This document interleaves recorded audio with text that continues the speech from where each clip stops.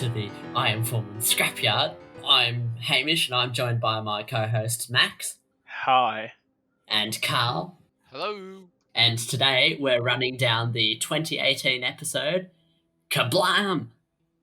Exclamation mark. Yes. It was written by Pete McTee, who wrote Orphan 55 this year, No. didn't he? No. Oh no, he wrote Praxeus. Yeah. You don't even know what you're talking about. Sorry. You're the only one who took notes. Yeah. Moving steadily along. We shall turn our focus to Karl Why? right now. What did I do? Well, I promise know you, what I you actually did watch it. yeah, I know. I just want to start off by asking Karl, and then we'll go to Hamish and then me. Well, what did you think, Karl? I did like a lot of it, especially like there was a bit of. It's like when they The do the social commentary? twists, So when they do the twist, and of course you're thinking, oh, they're gonna save the girl, of course, and then she dies, and you're like, Yeah. wait, what? Yeah. But then you see him being what was it, computer boss guy. scientist. He was Oh, yeah, I'm a the computer packing guy. scientist going. I'm here to save Yeah. the humans from the Oh, the cleaner guy. yeah. Yeah. What the fuck, dude? That's Yeah. He's a bit of a radical. Are we going to go through A the plot radical of the dickhead. episode? Yeah, we should probably get there, shouldn't we? Look, so I'm just issuing my review then. Just wait. Yeah, probably just What? wait till the end. Yeah. Yeah, okay. Yeah. Well, so basically, we start off, and we're just kind of flying through the time vortex. The I have to big say, thing. I'm in comparison to the intro of the last episode that we watched. Yeah. I much preferred this one. Oh, do Yeah, you? I love this one too, but yeah, I just get a hit of nostalgia when I watch the Matt Smith intro. So Yeah. But yeah, I like them both. Care about that. yeah. Bit of a shit, Um, man. Anyway. Yeah. So anyway, we start off flying through the vortex, and then the Doctor still doesn't really know how to use the TARDIS because she's incompetent, and Yeah. then Women can't drive. Yeah. No. And then the Kerblam man teleports inside, and he's like, "Delivery for the Doctor," and she's like, "It's a Kerblam man." It's like a Kerblam, man. Yeah. and then the companion's like, "You what, mate? I'm just making sounds now." And she's like, "It's a Kerblam man." And that was. What did you think of the Kerblam man? I thought it was. It's very obviously a person. It's not. They're not even really attempting to hide that. But I don't see why you're spending so much time on focusing on the one. Because it's a Kerblam man.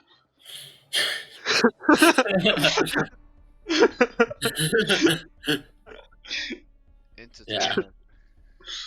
It's the Kerblam man. This is one of the most iconic quotes of this season, just behind "You're doing it, mate. Doing it, mate." And Ryan Sinclair, don't you dare. This is probably the most well-received episode of that season, which should give you a bit of a feel for how well that season was received. But yeah, anyway, the Doctor gets the fez in a package, which is a reference to the Matt Smith. Yeah, a bit of a era callback. where he wore a fez. But why did he buy a second one? Well, because River or his wife shot it, and then he had to order a new one because she blew it up. Okay, I've obviously missed a lot of stuff there. Yeah, we'll get. It wasn't really important. It's just a little Easter egg, but I was reading that it was originally meant to be a stick of celery,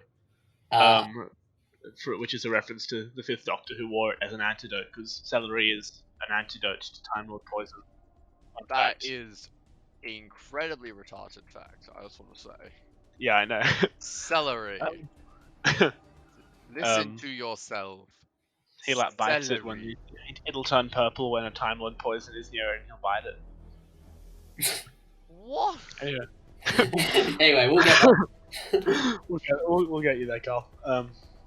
Yeah, so they sort of infiltrate they sort of get, and then the receipt on the parcel of the fez says "help me," and then they go in and they have to infiltrate, and then there's this whole thing about them being from the aristocracy because they're on the planet of Kerblam, or where the warehouse of Kerblam is like a moon of another planet, and they pretend they're from the aristocracy of that moon, and so they sort of try and infiltrate to find out what's happening, and they just do a bit of the vernacular walk around. And then we meet, what's his name? Dan Cooper. Oh, that The him, guy, Dan. the guy who Oh, was okay. with Yaz. The guy who was with Yaz. Oh, Oh, yeah, yeah. yeah, that guy. Yeah. So Oh, we yeah. meet him. Yeah. Where's he been seen before? He hasn't. He's No, just a but, like- famous English actor. Yeah, no, but what have I seen him in before? I'll have a look, but Hamish, can you keep talking while I do that? Yeah, so they're like, bloody, we've come in for our jobs, mate. And the woman from Broadchurch is like, yeah, all right. Yeah, she's the woman from season 3 of Broadchurch who got sexually assaulted.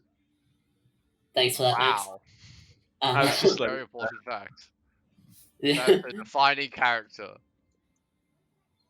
Anyway, so yeah, so she takes them around the place for just sort of showing them around and explaining how things work. There's the Kerblam men who are like who help out in various jobs around the place, but they have to meet a quota of human workers as well because 10%.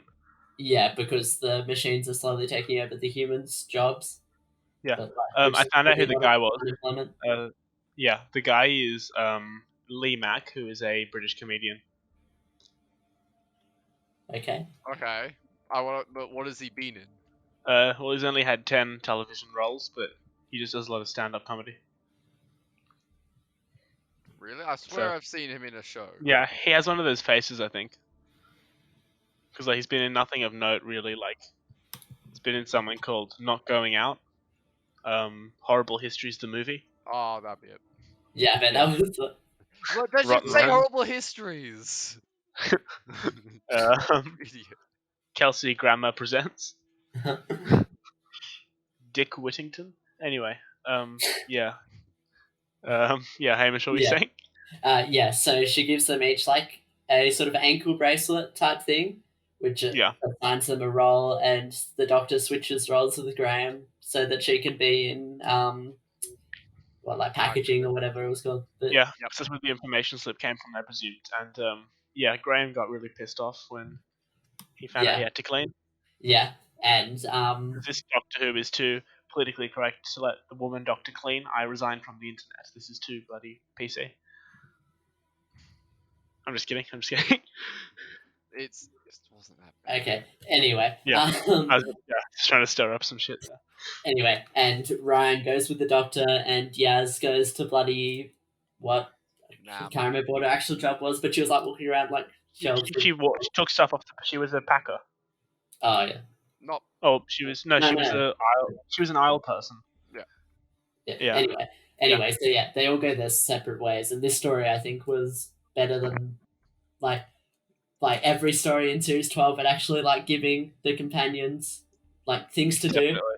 and like everyone Yeah. has like something to do, and everyone has like some sort of little moment apart from maybe Yaz, but Yeah, she the has a only one moment who at the end. No, she I knows, felt yeah. Yeah. that Ryan was kind of a bit useless Yeah, because he just was with the Doctor doing the same thing as the Doctor, so he didn't really need him. yeah. Oh, Yeah. he the had the conveyor part- belts, Yeah. Which I want Yeah. to say, What's up? that conveyor belt scene was so fucking shit. Yeah, that I was know so the, bad. But we'll get there. the CGI was bad, but what really struck me as odd is like Dan was like, "Oh, I'm doing this job to support my family. Yeah, I've got to do this to support my family. You know, we're very poor. Everything's really expensive. They don't pay very much." And then Yaz gets told, "Oh, you have to go down to this part of the ship to go and not the ship, the planet to go get this certain item from this dangerous storeroom." And then he's like, "Oh no, I'll go. People have disappeared down there, but I'll go." And it's like, mate, he's got a family. You're here for like shits and giggles. You should. What are you doing? It's like Oh, it's complete like yeah. I don't know. before that bit, I've lost all my notes, but one note that I remember writing down was that throughout the episode I wrote down some quotes that I wanted to bring up on the podcast. I've probably forgotten some of them. One of them that I remembered was they're talking to the Kerblam man, and Mhm. and Dan says to like sort of offhandedly to Yaz, "Oh yeah, he was a pole dancer before his hips gave out." Yeah. So I just thought I I'd bring that. Yeah, that's good stuff, Holton. up. They're always the commandment are kind of quite creepy, wouldn't you? Don't you think, Carl? Oh, Like, their eyes are like lit up and they're like always smiling, but they're always like in the background of shots watching, and you can like the placement was good. I wouldn't say creepy. That's probably what most AI is actually gonna look like. You realize? they creep me out a little bit I thought they were creepy in this scene that we're talking about, where like sort of Dan's in the like warehouse. Yeah, walking around in the warehouse. yeah. And then when jumping back to when the doctor went to like the packing room, we meet this woman called Kira, who's like your typical likable side character who you know is going to get murdered or like I would killed. say that you think that I think the story sets her up. I think this story plays around a lot with Doctor Who tropes. Well, yeah, but like I kind of got from Linda with a Y kind of vibes from Bad Wolf, I, Parting in the Waves, sort of sweet person that you think, oh, this might be Linda with a who? good. Oh, there's a character from series 1 called Linda with a Y, but we'll get to that. No, we're not. No. This is gonna have died long before that. Yeah, well, fair enough, but yeah. yeah, I don't know. I just sort of felt like she was, you kind of could tell she might die because she was a sweet character. But anyway, yeah, what were you saying, Hamish? What was I saying? Was I saying something? Oh yeah. I was gonna say that I think the story sets like, especially later when she has like the thing with buddy Charlie. Like I thought Charlie. yeah, the Oh, sorry, I've got my Big Finish hat on. I was sorry. um, yeah, but I thought that they were kind of setting them up to be like the couple in Praxius, like this sort of couple that ends up together at the end. It's kind Yeah. of like this Oh, nice thing. But I think but like I said, I think the story plays with Doctor Who tropes a lot, which is one of the things I like about it. yeah. It's like there's not really any other Doctor Who story like particularly like this, even though this feels like a very like I don't know, like very standard Doctor Who. It's like not really any. I don't know. It just doesn't feel quite like anything else, even though it feels Yeah. standard. It has the right sort of vibe. Before it like kind of sort of veers off in its own sort of like twist, it reminded me a lot of Partners in Crime and Planet of the Ood. I think it kind of had that sort of Tennant episode feel. Yeah, I did like how Graham was like standing there in the room and he had to have like 128 rules explained to him, Yeah. and then he was like really depressed. So he had to clean again. It was Yeah. a fun, nice little funny moment. He was, oh, you got to be joking, mate. Yeah. But yeah. did you ship Kira and Charlie? Oh no. Yeah, I didn't really either, but No, I didn't like really care. Kira. Well, Charlie. I felt I like the felt characters how like common, like when she drops her food. Oh yeah. I felt that at a very personal level. Like, I've got a good quote from that I wrote down. Kira says, "I'm such a butterfingers, Charlie. I love butter." yeah. That scene I found like the interaction was like of that trope is like in like film and TV in general has gotten really overused, Stale. like the meet cute as they call it. Yeah, but I thought it was good. Sort I of liked it. cute stumbling around each other. But yeah, so that kind of annoyed me. But I did like the TARDIS team watching in the background, and they're like basically like cheering them on. Yeah, It's like especially Charlie's like about to say something, and then he like walks away, and Yaz is like, oh. Yeah, I love Ryan's face during all those sort of scenes where like they're just like watching two people getting together like in that way, and then he's just like eyes are wide, and she's like, ah. Yeah, and Graham's like, oh, reminds me of you when you were younger, Ryan. Oh yeah, Yeah. a month ago. Yeah. Yeah, but yeah. Is that relating to anything? Any like past? Just... Well, I'm not sure. I don't think so. No, I don't think so. I think it's just before they picked the Doctor, met them, or before we met them as well. But yeah, I thought going back to what Carl was saying before, I think that the conveyor, when they went on the conveyor belt, I thought the green screen was quite bad.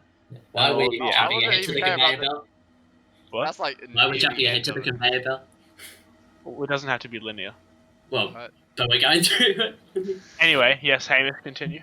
Anyway, so That wasn't my problem with it. Oh, okay. it's I like the end of Many other problems.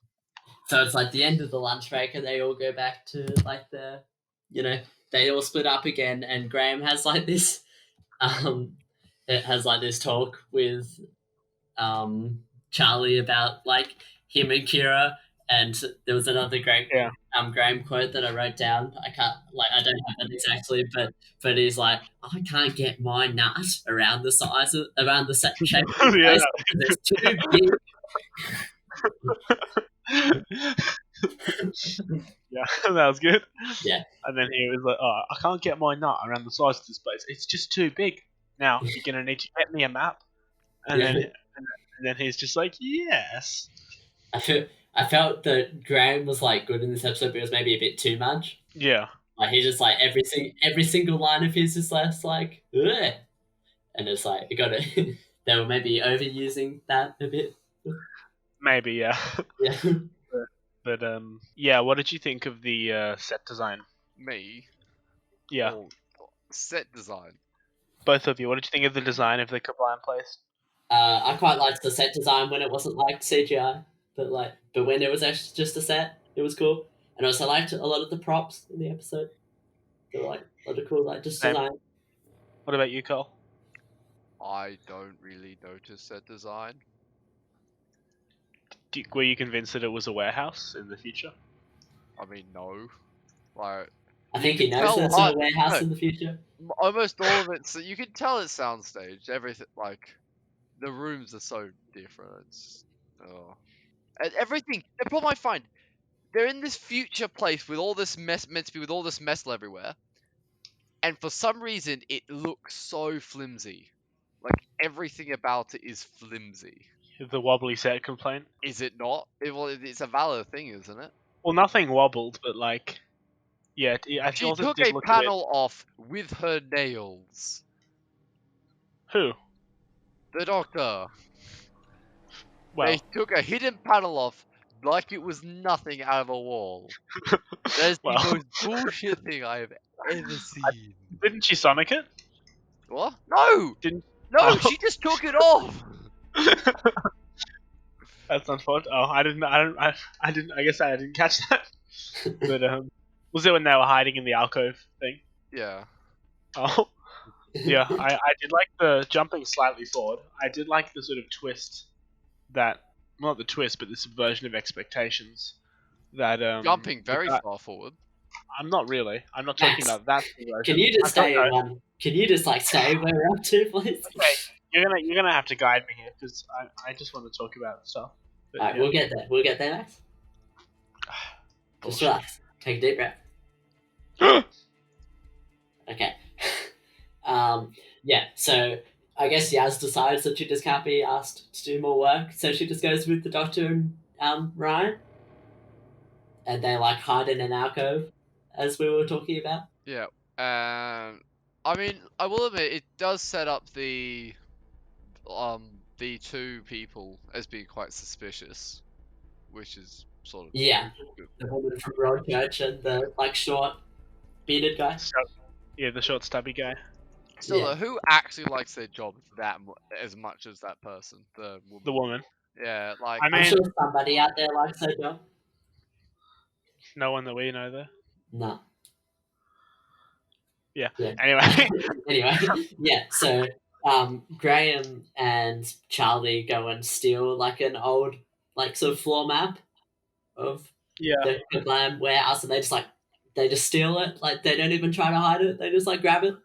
They just grab it out of like the front, the big like entrance of the building, out of this like glass display case where everyone's like walking in, and then the Yeah. robots are like standing there, and after Yeah. being mentioned, they're always watching, always listening. They just go take it. Yeah, they're like, oh, the Kerblam men, oh, it doesn't matter, they won't like care. And then as soon as they say that, it's like they just transmit. Which leads me to my next point, that I quite liked the music in this episode. Yeah, I thought it was good. Yeah, especially the theme for, can't remember his name, but like the short bearded guy. I thought his theme was really nice. Yeah. Carl, you being the more musical of all of us, what did you think of the music? It was not no, it was not good enough for it to be noticeable. Thing that like always like frustrates me so much with like this era of the show is that everyone like complains that the music is just sort of like ambient noise. Because That's what the last music's composer, actually meant to be, unless it yeah, focuses on 'cause- music. yeah, Some because the last shows are essential. Like what's it? What's the scary movie that we watched? Quiet Halloween. Place. Quiet Place. Oh yeah, sure. Yeah. Oh, That the music and the sound design is essential for the movie, right? yeah, You can't Yeah. have that movie without the sound design. Now, you go to a TV show or an action movie or something like that. Yeah, you have that big. You'll have one scene where having an escalating sound is needed, but otherwise, it's just you don't really want it to be noticeable. Otherwise, it takes away from the cinematography, all of the actual scene, because good music it needs to be noticed for it to be good music. yeah. Yeah. And I mean, I do people, find that. the reason that people like sort of, I feel had a problem with the music in this season, or like because most people sort of liked the way that it sort of blended into the background and established the atmosphere. But like, I feel like people were kind of frustrated because, like, for the first like 13 years of modern Doctor Who, they had this composer who did big bombastic orchestral scores, like Spielberg's Alan Silvestri kind of John Williams kind of music, which was very big in scale and grandiose and made for epic moments in quotes. Yeah. But like, and then this is just sort of builds an atmosphere more than those two, and I think people just sort of didn't really like they didn't quite get used to it. And then I also felt additionally that in sort of series 12, they kind of found a good balance between the two. Yeah. But yeah, Yeah, I do think in Series 11, like, the music was not very memorable. Like, yeah. even though I'm, like, praising the music from Kerblam, I can't remember a single, like, I couldn't hum I the music for you. Like, I mean, there's like the thing with Series 11 is, and Sega Nakanola's all of his music, like for the Series 11 and Series 12, it's always kind of the same, like the same thing that's just been rearranged. yeah. Like it's I think always that's like why that. I think that's why Kerblam stands out for me a bit, because I feel like it was kind of a different sound for the Yeah, like the other ones were very sort of like his other scores were very like I guess whimsical, whereas this one was a bit more like robotic, yeah, it was a bit more like sci-fi. synthy. Yeah, Yeah. I mean, it I was thought that was bad good. synth. I thought it was good, Have you? Yeah. but anyway, No good synth though. each to their own. Each to their own. Yes. Where were we in Well, there? Oh yeah. I think that's about all. I think that's about it. Nah. What? No. We haven't complained about the conveyor belt yet. Yeah. Anyway. Yeah. We're getting there. So so the Kerblam band transmits the footage of Graham and Charlie stealing the map to the short bearded guy. One day I'll remember his Yeah. name. But like Stubby so he like gets his gun out and he like does like a sort of dramatic cocking of That it. was a shit camera. gun though. Can we agree on that? Like, That was good. That was a bit cringy. The guy's name is Mr. Slade, by the way. Java Yeah. Slade. Yeah, that's okay. even worse. I know. Like, oh Yeah, it's a my bit of a God. villain name, but I think that goes. And that with was his- the Yeah, and subversion. that was his last TV role. Oh, He hasn't had one since. it was only a couple of years ago. It's not like it was 10 years ago. Yeah, but like 3 years ago, he Well, filmed when it. was the last time that Jack Nicholson had a film role? Yeah, but he's famous. Okay. Anyway. Anyway, yeah. So the Doctor and Co come out of their alcove and they go into short bit Slade's like office and they have a poke through the files and they're on paper, and then bloody woman from Broadchurch comes in and she's like, "Mate, what are you doing?" And Yeah, and she was really authoritative, I thought. yeah, and they're like, "Oh, bloody the cabinet fell open," and she's Yeah, like, they were like, we happened to be walking past when this cabinet magically fell open "Yeah," and in she's front like, of us. and She's like, yeah, bullshit. yeah, she's like, "Get fucked." Anyway. Yeah, so and then what happens then? Oh yeah, Graham and Well, bloody Charlie come They in. show her the papers that they found in the filing cabinet. Yeah, which is like a list of the disappeared Yeah, workers, and then Graham and Charlie come in, and then Slade comes in, and then a Kerblam man comes in. There's just lots of people coming in, um, and the Kerblam man attacks Charlie, but a yeah, woman from Broadchurch, chokes him up against the wall, but then she just pulls up his head. yeah, a woman from Broadchurch just like decapitates the robot. Doesn't even like hit him. She just like pops it up. She's like, Yeah, it like comes up. yeah, that's like the only way they defeat the Yeah, um, yeah. So they get bloody twirly. Is this sort of the old yeah like, prototype, sort first of like generation Kerblam droid. Man 1.0? Yeah, And they ask her to sort of go into the base code that's like underlying all the new code in the base. I will say though, they didn't actually make it. They didn't state like pretty much throughout the show that it was AI when it was, which I thought was weird. I thought it was just assumed though that it was AI. Well, Yeah, isn't it? when they talk about at the what was it at the start when it goes The it's mainframe. programmed. No, but the guy is like, oh, good morning. Oh, I'm not programmed to say good morning or something like that. Oh, And you go, that's how is it? It's not AI. yeah. I don't know. You're more technically inclined than Hamish or I, so you'd probably notice that sort of stuff more than us. AI things not programmed. No, well, that's the whole point. It's a neural How are they network. made? You don't decide what it says. It chooses what it says from past experience. Yeah. Unless you're Alexa. Oh, In Alexa's which case, shit. you're Well, fucking that's not stupid. even it. That's not a neural network. That's not trying to be AI. That's trying to be a bullshit thing.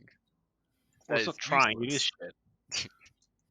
It doesn't Anyway. need to try to be that. It just Yeah. So Twirly tells them that in fact the machine sent the distress sort of message Yeah. to the doctor, which is I thought was a nice twist because Yeah. One thing I'd like, yeah. it's a It's like nice play on the sci-fi trope of sort of like AI machines bad. going bad from Yeah, 2001: A Space Odyssey, that kind of. I yeah, I did appreciate how it wasn't just blatant system gone wrong, because like this episode would have been so much like it would have been so much worse if it was just like it would have been that much worse if it was sort of just like system gone rogue or standard story, but it sort of while it was still pretty standard, it had something interesting going for it at least. yeah. So and back, she's on her own now, but Kira gets like taken by the Kerblam men, and they're like, "Oh, you're employee of the They're day." like, we have a gift for you. Come to my basement. Yes, which kind of plays on Kira's like sort of Not I guess having had need only had one to gift ever. yeah yeah it's kind of her need to be like recognized, but yeah. So not neat. She's grown up in a poor, and being given a free gift or actually getting complimented is just more than enough for her. It's just incredible, I think, Yeah. for her. Yeah. Anyway, Well, like, Jack Nicholson hasn't had a film role since December of 2010. yes, what that's was why I that? bring them up. Anyway. Yeah, okay. Yeah. So they're like, "Oh, bloody hell, where's Kira?" So Ryan, oh, we're about to get to the conveyor belt. No, this So- is where I'm gonna start getting nitpicky. Are we So- revving our engine, boys and girls? Yeah. So Ryan, Yaz, and Charlie decide to go and get Kira. So for some stupid reason, they decide to go down there on the conveyor belt. It's not some stupid reason. That's the only way to get down there. How did Kira Besides get there? teleport. That's the She most teleported bullshit with the reason. robot. Yeah. I mean, within the story, I don't agree with the reason. reasoning. Like in the story, that's why it's not for some reason. Like in story, that's the reason that like they had to go on the conveyor belts because there was Yeah. no other way than teleporting to get down there. No, but the thing But it about was that still is, bullshit. if a conveyor belts break all the time, what are they gonna do? Just like leave Well, it? I'd assume at this point that they'd perfected the method of a conveyor belt, having operated for hundreds of years. Yeah. They So wear over time. Things will happen. Things degrade. Well, yeah, fair enough, but yeah, I don't know. There was probably the Kerblam men would teleport in onto the conveyor belt and fix it and then leave. So, in what I think we can all agree is the worst scene of this episode, they they jump on the conveyor belt and they have like a bit of a run around on the conveyor belt. Gentlemen, would we like to bash this scene? Yeah, so the CGI and green screen is bloody poor Yeah, this is like at best. this is Poor the at worst. best. This is the worst green screen on the show, I think, since the Green Death. Also, what the hell? Why do they have such that the system is just appalling. You have How messy it is. open air, no Yeah. borders on these conveyor Yeah, I belts. know. Oh my god. And But then I think you've got you have got downward slopes on slightly tactile plastic. You Meaning might have they're like going bars in the package. Yeah, no, that's might- a slide immediately and smash. I don't Yeah. care what sort It's of bubble wrap yeah, that is. This is, and also building up what this is like. This is the worst CGI since the 70s and 80s of Doctor Who. Like, there's this one episode where Leela and the Doctor and the Fourth Doctor are rumbling like around this cave and there's blue screened. That was better. yeah. This is so shit house. I think this green screen, it's not even because the CGI is bad, it's because it's The depth just of field. much more like integration of the green screen. Like the actors are clearly not The actors moving. are there. They like tumble onto a moving thing and they don't even like there's no understanding of like physics. Yeah, no, they jump down from a The top, jump is the and they fakest land thing I've ever exactly. seen. Well, They land the same like, spot. in the same spot. They would have moved. Yeah, That's exactly. that's how inertia works. Yeah, Yeah. and the way that they shoot it makes it look so fake. 'Cause it's all in It looks like flat. close up. Yeah. Like, whereas Also, like I love the high five though. The high five was great. The what? The Wait, high the what? five that knocks him off. Oh yeah. oh yeah, that was pretty funny. Right. With Ryan. Yeah, Yeah. you just watch him going, what the Yeah. fuck did I actually just watch? Yeah, I know. And I like how Ryan's dyspraxia is kind of brought up a little bit here, but then it doesn't seem to be consequential. What's apraxia? He has like a movement disability, like working. It's a right. coordination. It's not movement. Yeah. He's Yeah. unco. But basically, it's like a problem with your Oh. hand-eye coordination. So you're telling me that's Yeah. what I have? I first heard about this through Doctor Who, and I was like, well, that explains a lot about my own life. And Carl. My problem is I'm just fat though, so. That doesn't make you discoordinated. Think of all the fat Asian gays. Sorry. Did you just say discoordinated? See, that's another one of my disabilities. Are you mocking my speech impediment? Yes. That's bullying, man. No, it's fun. Anyway. Moving right along. Yeah, and then they get there, down to the basement, and bloody Charlie, we discover that Charlie is behind all of this, and he's pissed off because it's only 10% and the robots are taking over. And Well, so, we don't discover that yet because still they. Max, stop jumping ahead. I don't want. Yeah, okay, fair enough. Yeah. Anyway, so they go to where Kira is, and she's behind like this sort of soundproof glass thing, and she opens up the package, and there's just like nothing there, so it's a bit dog. And she like pulls out the bubble wrap. Just some bubble wrap. Why would Yeah. you do that though? Who in their right mind would people go, are- yes, people who empty are bored." empty box, and there's only a single piece of bubble wrap in a single alone People like to pop room. bubble wrap. Carl, that's exactly what I would do. Yeah, that's what I do too. Yeah. I'm predicting guys Carl are is about dumb. to say you're both retarded. Oh, okay. Okay. Anyway. Anyway, I'm not yeah, retarded, we're on air. So she Yeah. So she like pops the bubble wrap and she like blows up. And this Yeah, and I I mean- also thought was a nice subversion of Doctor Who because I was expecting, well, obviously not this time since I've seen it before, but I was expecting there to be like some sort of last minute save as they always do in Doctor Who, but there wasn't that this time. Yeah. Like, I was It's sort of- expecting them to be able to they're like, oh, if we do this and this, we can bring them back or something. Yeah, they do stuff if like we that. as suck well. her microbes back together with the Air Vacuum Cleaner 2004, we shall reassemble her in the time envelope, sort of thing. Yeah. What this episode does with bubble wrap is everyone who's normal, so not Carl, sorry Carl, like everyone who gets bubble wrap, they just want to pop it. You just want to pop the bubble wrap. And the fact that this episode takes like a mundane thing that everyone does and makes it scary, like the Weeping Does it make Angels it have their scary? scary. Well, it makes it a threat. It makes a mundane thing a threat. Because I would not call that scary. That was No. like. It would have been funny at the start if Ryan, when he like pops the bubble wrap at the start, then he line up. Yeah. Titus him got slimmed down a bit. Graham's like, "Oh, you're done, mate." Like, and then like the pre-title sequence is like the Doctor like stumbling around, like about to regenerate because Ryan like pops the bubble wrap. Yeah.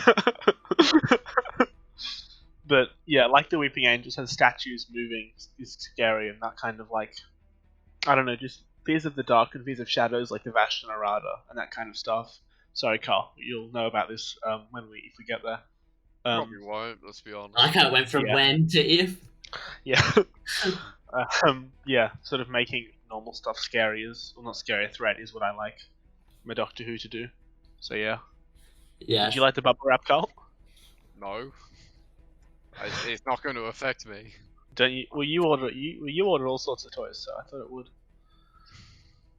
I don't get mine in bubble wrap because bubble wrap is bad for the planet. Thank you very much. Yeah, so, and Charlie clearly already knows what's going to happen before she pops the bubble wrap, and Ryan's like, "Oh, you already knew your dog."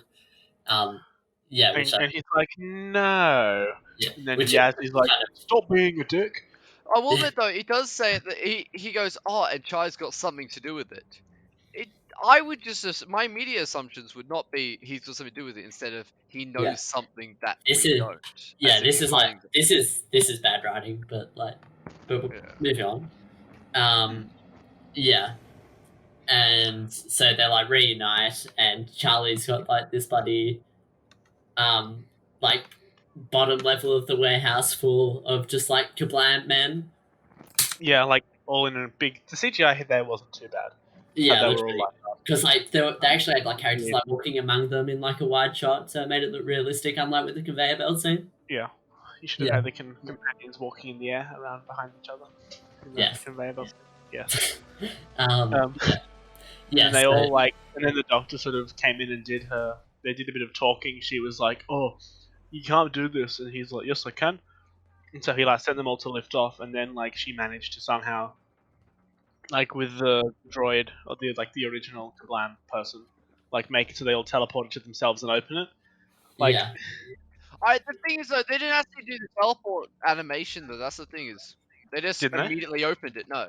Oh well, yeah, they did deliver it to themselves, so they didn't have to teleport. Yeah, but I sort of hope they just do the animation and appear, because it would have been even a bit confusing for Charlie, even though he probably understood what was happening. You have to you can only hope that and not guarantee that. The thing that like irritated me about this climax, sorry Hamish, irritated me about this climax was that like they didn't like in this sort of well-written story, like a good story, they would have had the Doctor defeat a less significant threat to do with the Kerblam men by this same method in like the first or second act, and then that would have come full circle with her defeating the Kerblam men this way in the end. But they didn't do any of that setup for like building up to the end. They just sort of had her come in and just have this idea spontaneously with no build up. And they just completely like they just had like a random ending that wasn't like built up or foreshadowed at all or like pre-established. So I thought that was kind of a bit lazy. Well, I think they did all the pre-establishing that they could on it. I don't know. I just felt like they should have set this kind of method of defeating the Kerblam men up in a more minor way earlier in the story, but make it not as obvious, and then have it happen at the end as well. So I think it would have. I just think that if you sort of had this like thing like this way of defeating the Kerblam men earlier in the story, it would have taken out the tension, because then it's just like such an obvious way to like. Well, yeah, but like I don't know. I just felt that the method of defeat was like it wasn't built up within the narrative, so it felt like a bit of a cop out at the end. Like it felt like your equivalent of your power of 3, where you just sonic screwdriver the thing, and then look, everything's safe. It's fine. That's what she didn't really feel like everything. Yeah, though. I know that's a problem with the current era a little bit. I mean, Yeah, I she just didn't didn't really rely on feel it earned. that much. Not so much during this story, but yeah, it didn't really feel. The ending to me didn't feel earned.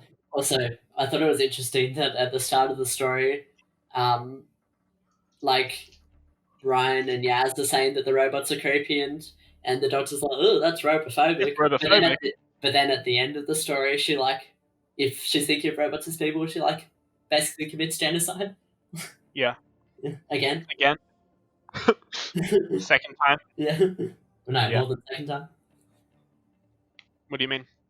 Well, he at that time killed all the Daleks more than once. No, the Daleks killed the Daleks. They killed the Vervoids. Yes, twice. He didn't kill the Daleks. When did he not kill the Daleks? No, the Daleks got caught in their own ceasefire. In the crossfire. No, I'm not talking about the Time War. I'm talking about Remembrance of the Daleks. That wasn't Where, like, genocide. There were more you know, Daleks. You know, when he blows up their Genocide. planet? Genocide is not Oh, an yeah. extinction of species. Genocide is just a large killing. Like it's Yeah. a Like you would say that the killing of the Jews was a genocide, even though there are still Jews today. The Holocaust was a genocide. That is its official title. Anyway, yeah, so Carl, what did you think of the whole ending where they like teleported themselves to themselves and opened the package and detonated all the bombs? I mean, I was just annoyed they didn't actually teleport. Okay then. Yep, I'm a simple man. They didn't Indeed. teleport, so I can't watch it ever again. I remember when this originally came out, I thought it was like, because at that point we've come off the back of a few dodgy episodes, so at that point it was like a bright light of Series 11. I wouldn't call it a bright light. Well, of Series 11, it was a bright light, wasn't it, Hamish? Yeah, this is one of my favourite episodes of Series 11. Yeah. I mean, it's probably my fifth favourite, but anyway. Now that I've rewatched it, but yeah, I just think because I've been watching like Doctor Who from other eras, it really shows how poor the effort in Series 11 was compared to the rest of the show, and how it puts things into perspective. That this was one of the better episodes of Series 11, and it was. Which is pretty why we'll never memorable. watch another Series 11. Hopefully not. Damn it. Is that about it? Yeah, pretty much. Have you got any additional comments or complaints, Carl? I mean, I did kind of gain a bit more respect for the actual Doctor as the current actor for Doctor Who. Oh yeah, she was pretty good in this episode actually. The Doctor just wasn't written well in this series. Is the problem. You can't always blame the writers, but you can't blame the actors. You should blame the directors. No, you should not in TV. The directors in TV have about as much to do with bloody soup as a tomato. Well, the directors are important in directing the actors.